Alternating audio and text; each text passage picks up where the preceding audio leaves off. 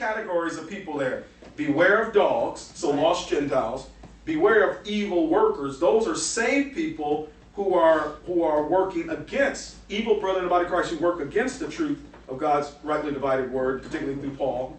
And then Paul in his day, and the Philippians in their day, also there was another group of people there. And now this is something that we probably don't have to beware of today. I guess unless you're around, Jewish people. But in Paul's day, because the Jewish people, and he was in the Middle East, he had to beware of what he calls the concision. Now that issue of concision, it's weird because the word concision means the ones who are just cut off, right? It has a dual meaning. Concision simply means cutting, right? So concision. It means con is with, scission is to cut, okay, or cutting. And basically, it's a term of derision by God and Paul to the lost Jews.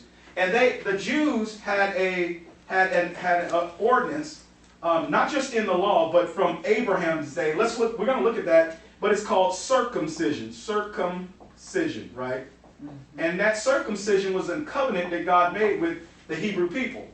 But by the time we come to the dispensation of grace, God is not dealing with people based upon a physical circumcision. So this concision are those lost Jews who have a physical circumcision of their foreskin of their flesh, the males especially, physical cutting.